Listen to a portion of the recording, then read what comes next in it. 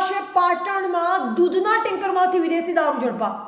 પાટણના માતરવાડી પાસે રોડ પરથી વિદેશી દારૂની પેટીઓ ઝડપાઈ. પાટણ એલસીબીએ બાતમી આધારે રોડ પરથી વિદેશી દારૂનો જંગી જથ્થો જપ્ત કર્યો. બનાસડેરી નામના ટેન્કરમાંથી 350 પેટી વિદેશી દારૂ ઝડપાયો. 20 લાખથી વધુની કિંમતના વિદેશી દારૂ સાથે 2 લોકોની ધરપકડ.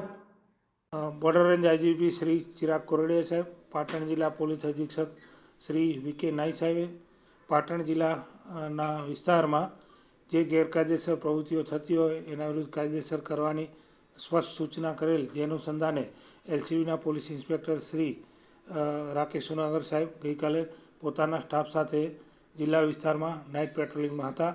દરમિયાન ઉનાગર સાહેબને પાકી અને સચોટ બાતમી હકીકત મળેલ કે ડીસા તરફથી એક ટેન્કર કે જેનો રજિસ્ટ્રેશન નંબર છે GJ09AV9361, જેમાં વિદેશી દારૂ છે એ ભરેલો છે અને પાટણ ટાઉન વિસ્તારમાંથી આ પસાર થવાનું છે.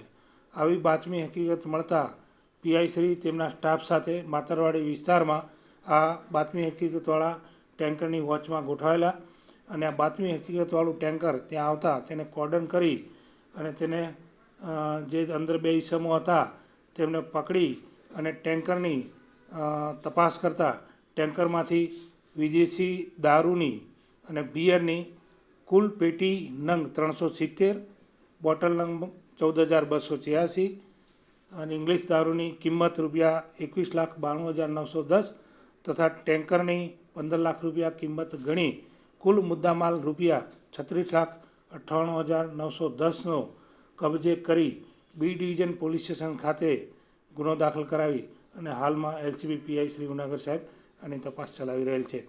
આ ગુનામાં આરોપી તરીકે નગેન્દ્ર ખરાડી અને ચતુરભાઈ રબારીની ધરપકડ કરવામાં આવેલ છે અને હજુ પણ આ ગુનામાં 4 આરોપીઓ છે કે જે માલ સપ્લાય કરનાર, માલ લેનાર અને બીજી કોઈ રીતે જે સંડોવાયેલા છે તેમના નામ ખુલેલ છે અને તે બાબતની પણ તપાસ ચાલુમાં છે.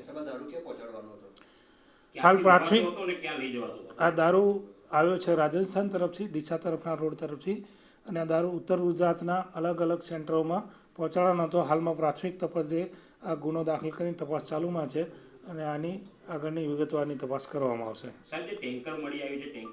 ફરીથી હું દોહરાવું છું કે ટેન્કરનો જે રજિસ્ટ્રેશન નંબર છે, શક્ય છે કે આ રજિસ્ટ્રેશન નંબર પણ ખોટો હોઈ શકે, તેથી એના એન્જિન ચેસિસ નંબર ઉપરથી આરટીઓમાં આની તપાસ કરવામાં આવશે અને આ કોઈ સંસ્થા સાથે કે દૂધનું વહન કરવા માટે કે કોઈ અન્ય રીતે સંકળાયેલ છે કે એ અમે એની તપાસ પણ કરીશું.